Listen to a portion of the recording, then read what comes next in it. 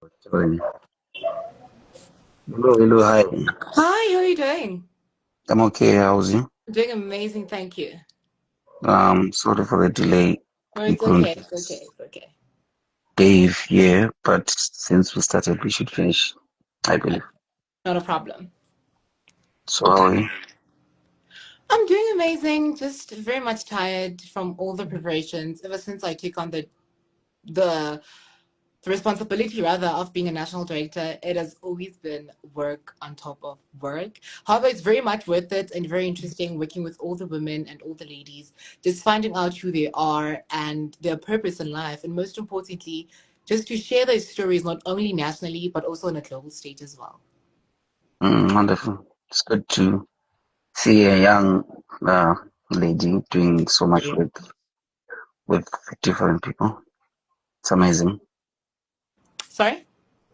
It's amazing to see you Very doing much all this. amazing. However, Yeah. it's so much work and can be tiring as well. But then at the end of the day, I'll just be like, okay, Siso, you did it. And no one else could ever do it best than you do. So it just keeps me going, just keeps me motivated as well. Wonderful. So, for those who don't know you, can you kindly please introduce yourself? And I'll do the honors of introducing myself just after you, Okay. since you are the guest. Yeah. Good evening. My name is Sifiso Hlongwana, a 16-year-old born and bred in the vibrant city of gold, Johannesburg in Gauteng, South Africa. I am a pageant model and I am a national director for 5 amazing pageants, with them being Miss Planet South Africa, Miss Aura South Africa, Miss Aesthetic South Africa, Miss Mr. Earth South Africa, and of course, Universal Women South Africa. No, wonderful, wonderful. As for me, my name is Charles Pepe, and I go by Charlie Mega Jones. Professionally, I'm the founder of Ruma Magazine. It's good to have you here. Thank you so much. Thank you so much. You are welcome. So, can we start? Wonderful. Whenever you're ready, we can. No, so the first question will be like us going back into time and looking back at your journey as a pageant model as well as a national director, I believe, but we'll get into that later on. So, what inspired you to actually start doing pageantry? Okay, I'm going to be very much honest in this one because, honestly speaking, when I stepped into the platform of pageantry, it was not something that um, I had knowledge about, or like experience from people, different reviews in terms of the pageant journey. It was something that I had to start from scratch, building relationships, building friendships, building sisterhood, and also gaining my experience. So when I entered pageantry, when I turned to look at it before I even got into it, it was more focusing on glitz and the glam and not actually knowing what goes beyond the journey and the crown itself. And when I stepped into the platform, I realized that it's more than that. It's about sharing your dreams, it's about sharing your purpose, and most importantly, it's uplifting those ones that are around you. Oh, so profound. I wish others could see pageantry the same way you're seeing it because I believe it's a challenge out there. People have misconceptions about pageantry. Hmm. So yeah, I believe others are learning from your journey.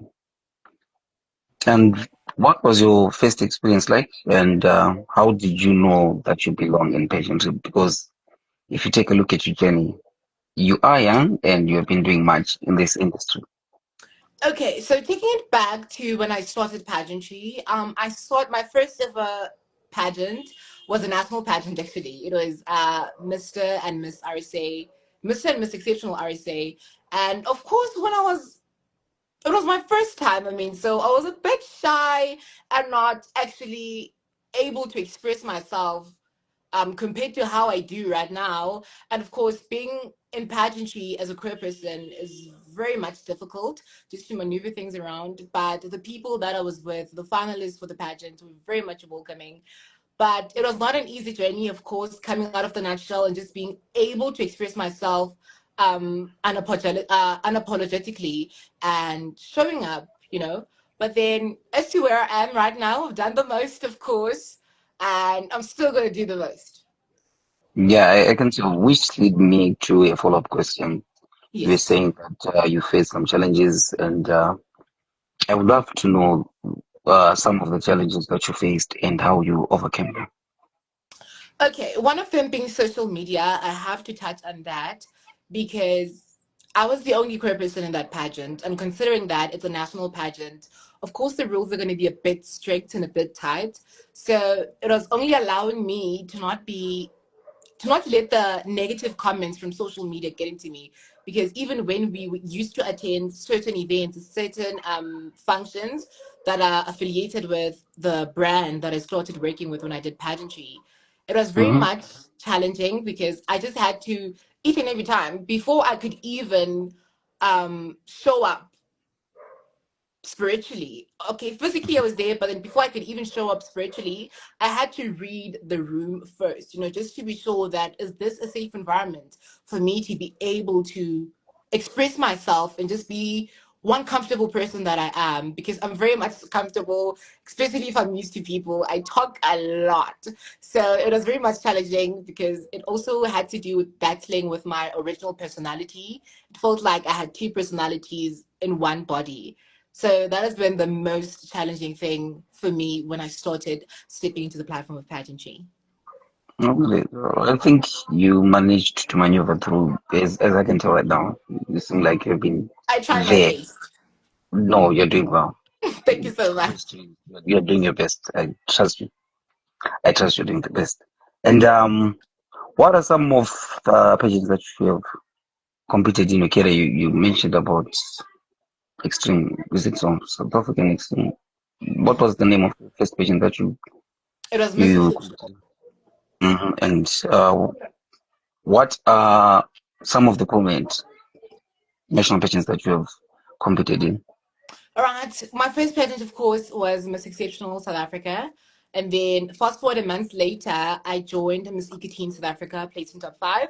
Fast Hmm. forward a month later, I did Miss Teen of the Universe South Africa. It didn't go well right there because of the national pageant. There were a lot of things going on, which I'm not planning on touching on that. And then, of course, from Teen of the Universe, I moved over to Teen Grand South Africa. From Teen Grand South Africa, I had my recent title, which is Miss Teen Charm South Africa. I haven't had many pageants that I've competed in, but then I'm really glad that I wasn't jumping from pageant to pageant, because when I win a pageant, it gives me enough time to actually showcase my purpose, something that I've been preaching about when I was working towards my journey into winning that particular title. So I'm very much glad that when I win, I was able to focus on one title, just make the most out of it, and be able to serve my duties as full as I can. Wow. And how does that experience shape you to become a competing pageant as of now and as a national pageant director? How is that experience helpful? Okay, starting from the national director aspect, usually when I used to compete for national pageants without actually gaining the responsibility of being a national director, of course, here and there were a bit of hiccups because I never understood how do they work internationally. If I was given an opportunity to compete internationally, I never understood how things work internationally because of the middle person that was the current national director of the pageant that I was reigning for.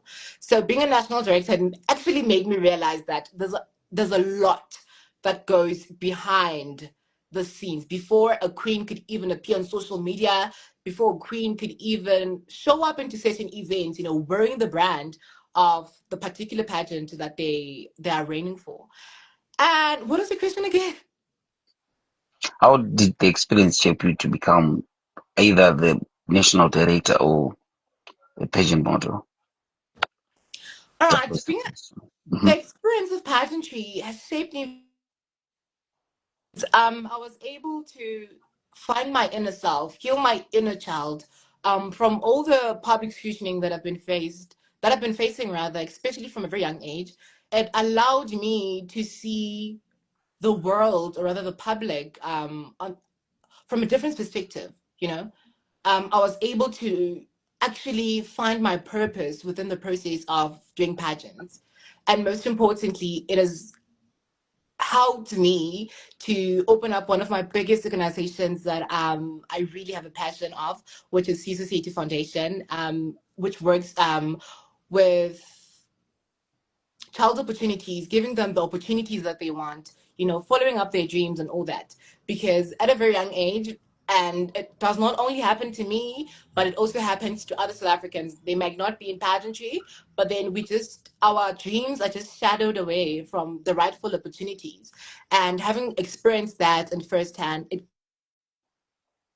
be able to actually use a helping hand in making those children achieve their dream. Because I really get space, because now you start questioning yourself.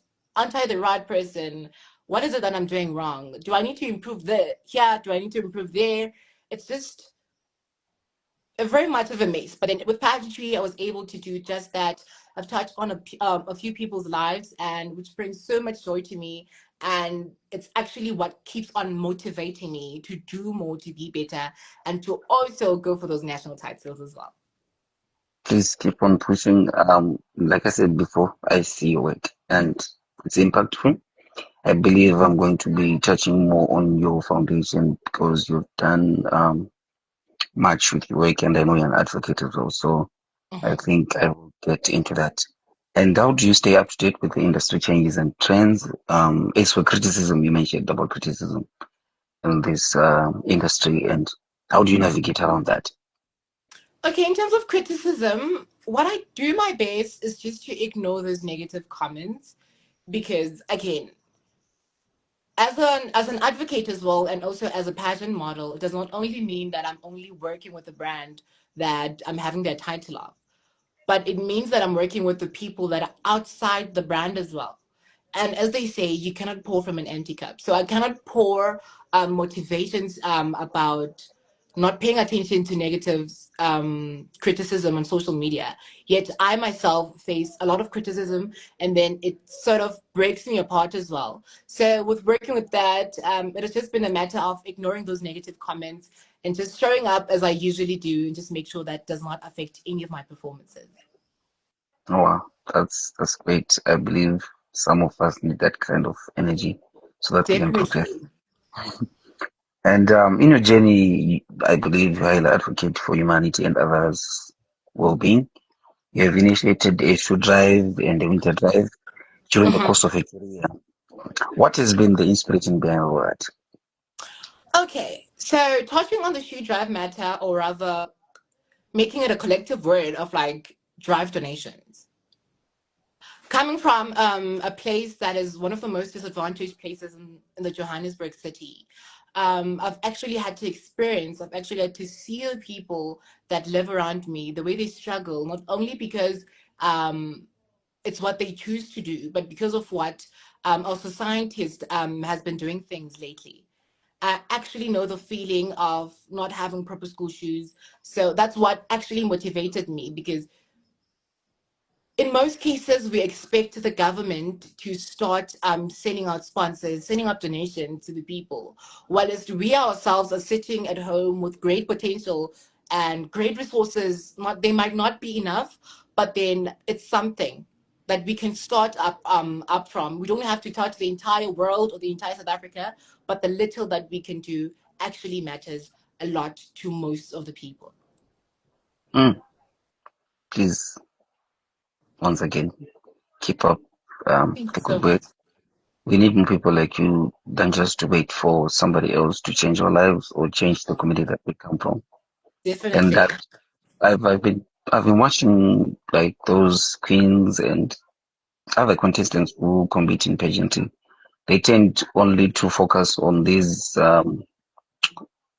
advo advocacy and stuff just only when they are competing for the actual crown. If they fail to get the crown, they leave like their initiative.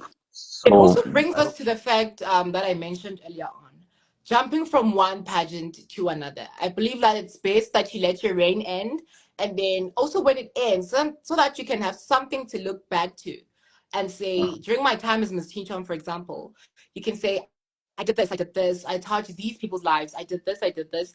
And then it also gives you a great presentation whenever you go to another pageant. You know, most of these national directors or national pageants, before you could even be a contestant, an official contestant in that Hmm. pageant. They just want to look back into your previous journey in terms of pageantry and all that, so that they know that they're working with someone rather, who can be able to not only build their brand, but can also build their profile as an individual as well. I believe that that's important. Now, as we move on, as a pageant national director, who actually overlook about 5 pageants as we speak, what are some of the plans for 2026? All right, so we were going to be starting the year with a very much big bomb by sending a delegate to Miss Planet International. But because of time, the time frame that I got, or rather that I had to prepare the queen that is supposed to go for Miss Planet International, and looking back as to when did I get the license, it became a bit tricky, and all the expenses, of course, not only for internationals, but of course the wardrobe, and just making sure that we give our queen the best journey before internationals. We just didn't have time for that. So as we were releasing wish lists a few days ago on the Miss Planet International, Miss Planet South Africa page, we're just going to be opening up entries towards the end of March, and then we can just work with the ladies all the way to the finale of Miss Planet South Africa. And then in terms of how the queens are supposed to go. So firstly, in May, I'm sending a delegate to Miss Aura International. And then in June, I'm sending a delegate to Universal Women International. Moving on forward, I'll be sending a delegate to Mr. Earth, South Africa, Mr. Earth International, of course. And then after, it's going to be the Queen herself, Miss Aesthetic South Africa internationally in Indonesia, this coming December. Mm, we've got quite a lineup there. All the best in Thank you so much. your duties as a national director. I believe you're the one to actually make this happen. So, wishing you all the best. Thank you so much. And as a director, once again, what are some of your proudest moments so far? Ah, well, my proudest moments, some of the people might not look at it as a proud moment, was actually being given an opportunity, like the biggest opportunity to represent my country on an international stage. Although it was not a success due to visa problems and all that, but then to me, that for the fact that I even managed to get to the level of winning the title of Miss Teen Charm South Africa was one of the greatest things for me. I mean, since 2023, when they crowned Lebu as Miss Teen Charm South Africa, I've always been looking forward to competing in that pageant. And for me, it was definitely a dream come true. Mm, I see. I believe someday you're going to be representing your country. Definitely. As I said, tomorrow I'm cooking up something that you should just be on the lookout for. It's very much exciting, and I'm hoping for the best to come out of it. It will happen if you're waiting for tomorrow. The day is almost here. Definitely. So we'll be on the lookout for you. And since you've got this year pegged with sending out queens and looking out for others, are you Mhm. still continuing to compete as a model, or you'll be turning out to actually prepare the models more as a national director than the other way around? All right. I am still going to continue unfolding my journey in pageantry. I feel like my story, or rather my journey, is far, far from being over. I have three pageants that I'd love to compete in as time goes and as I grow older. Like, for instance, Miss Grand South Africa, Miss Earth South Africa, because it so much aligns with my advocacy, which is environmental sustainability and development. And the last pageant that I'd love to do is Miss Cosmos South Africa. So definitely my journey is not over as yet. How would you manage to juggle the two? Sorry? How would you manage to juggle the two, being a model and being a national director? Wow, for now it hasn't been that difficult because of course after Teen Charm, after whatever happened with the visa situations, I just decided to take a break and just um, appreciate myself, because it got to a point where I was getting even hard on myself, just blaming me for not being able to go for internationals in Colombia. So now it was not very much difficult to maneuver things around with being a national director and also focusing on my journey. I believe as I'm going to be taking on to a new journey starting from tomorrow, I might be expecting a bit of a few hiccups, but I'm up for the challenges of Ori Seed. Mm. Okay, I see. Superstar. I see you. That's what I like calling myself. I love calling myself Really? a full-time superstar. You're the direct fit for that superstar status. Thank you. You're welcome. So, with your experience and knowledge that you have right now, if you could go back, what would you tell yourself as a beginner in the pageantry industry? Okay. Honestly speaking, what I tell myself is to just not care what people say. If I have one personality, I should just stick to that personality and shouldn't just let anyone that comes anytime or anywhere to just judge me and make me feel small. So that's what I actually love. And I think I should have done better before. So it'll definitely just making sure that I show up as hard as I can. And most importantly, I show up as myself. Oh, wonderful. I believe your queens are getting notes from you. Definitely, definitely. Wonderful. So, almost in closing, but still here. Mhm. What advice can you give to aspiring national directors? I believe being a director is far much different from being just a pageant model, and we need more insight on that. Some might not even understand who is a national director, how does that come about? Are there any specific requirements to be one? Are they special or are they expensive? And how do you navigate through? Okay, let me start by explaining the concept of being a national director.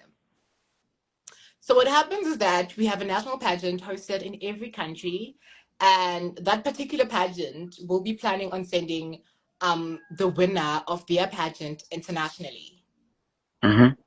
So when you get that opportunity to send a representative internationally, you're automatically crowned as a national director. And as to how it comes about, from my experience with all the pageants that I'm a national director for, you first have to send in your bio because at the end of the day, the person that is a national director needs to be also amazing, in order for them to be able to shape the queen that they're sending. Because remember, they're not only representing the country, but then when they get there internationally, the first thing that comes when they say South Africa, who's the national director, for instance, for Miss Aesthetic South Africa?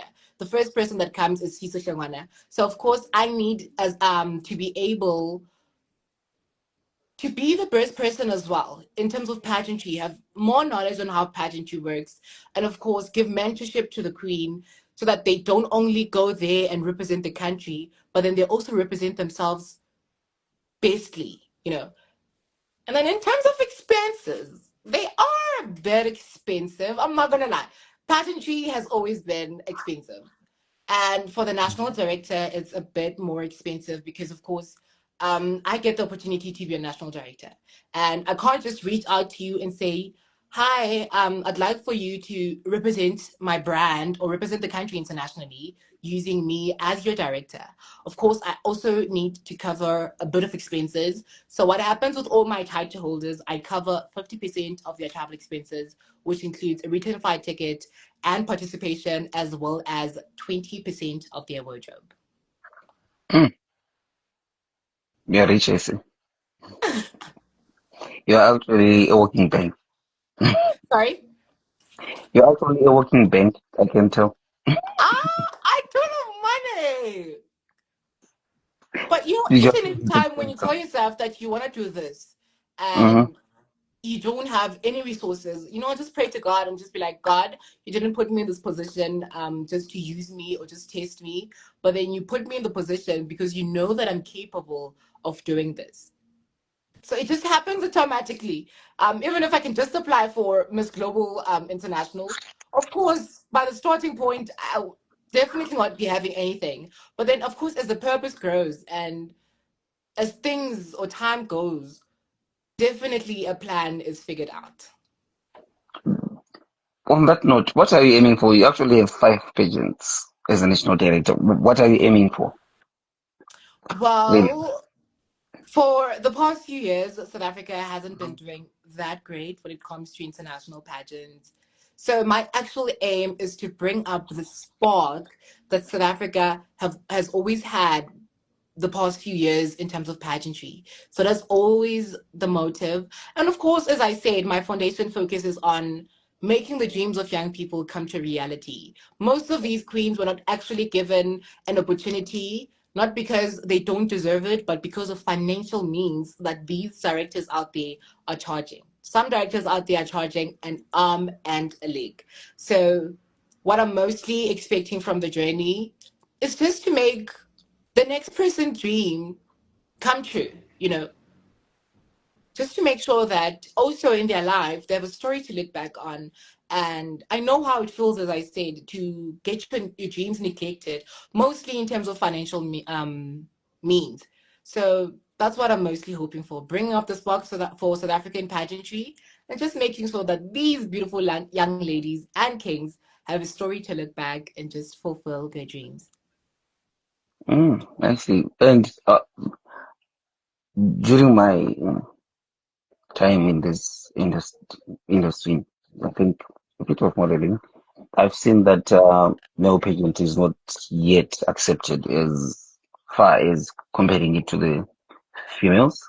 How Mhm. are you actually enhancing like the society to actually accept that males can actually compete in pageantry? Okay, it goes with the perception that people have in terms of pageantry. As I said before into the platform of pageantry, what I always knew is that in pageantry we just get crowns when we win. In pageantry, we just apply a lot of makeup on our faces just to look amazing. And most people don't understand that in pageantry, you don't only focus on beauty and the looks, but we actually focus more into purpose and a whole lot of things that could actually help the next person to be a better version of themselves. So, in terms of involving the males in pageantry, I always make sure that what my female title holders do, the male will also do it. It's just putting in the effort, because I believe if all the male national directors could just put in the effort in terms of making sure that the male pageants also come to visibility, we can actually go far in terms of male pageantry. It's still tricky though. I see males. I've tried actually to reach out to males. They are not that accepting of It just goes with actually the perception. interact. They just think Yeah. it's only for girls.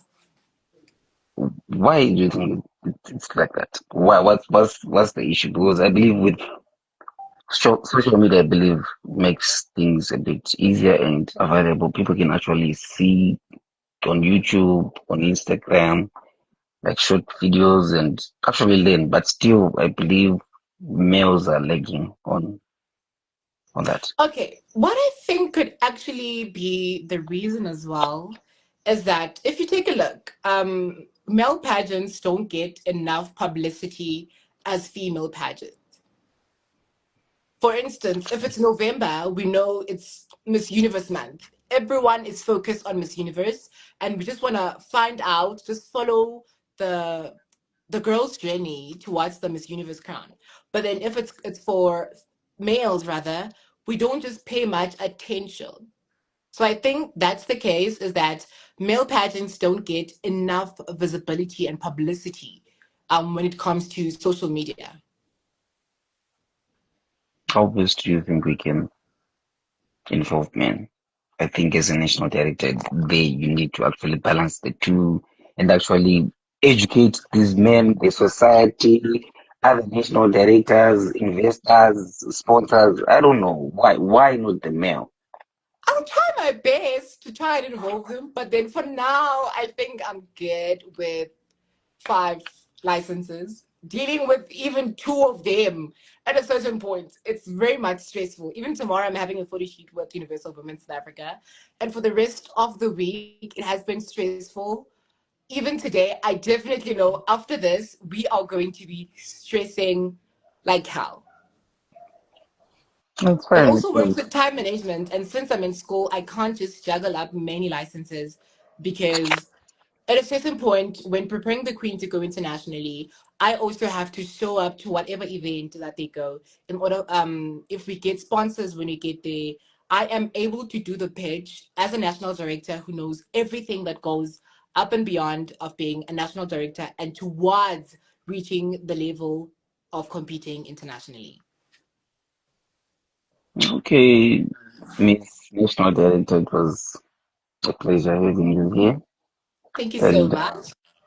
I hope tomorrow we'll be hearing some news which is exciting, Definitely, definitely, definitely. and thank you so much for being patient with us. Thank you I so hope much. the next time we meet, we'll be sharing different successful stories. And I believe by then, the males will be on the map in terms of pageantry. I'll try my best. I'll try my best. I'm somewhat disappointed in you investors. Please, you guys, do something for us. I'll definitely do something We about it. need I'll look up to females out it. there. We need more kings.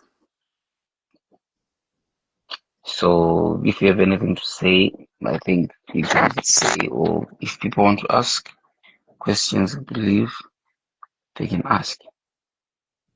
Um, the others wanted to join. Let me see if they're still here. What are the top three qualities you're looking for in a new national title holder?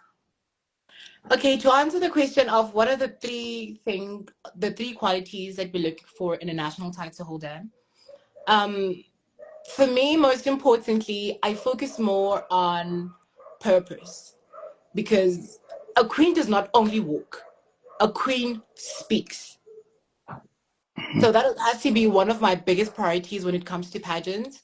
And someone who can uphold the values and also have the values within them that perfectly align with the brand.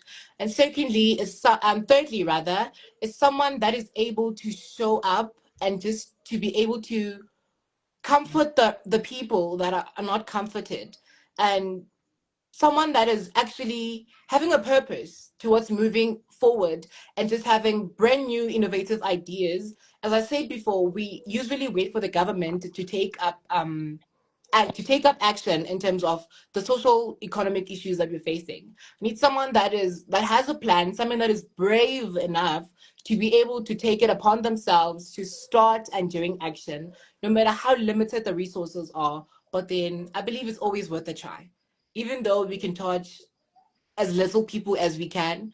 But then what matters is that we tried. True, true.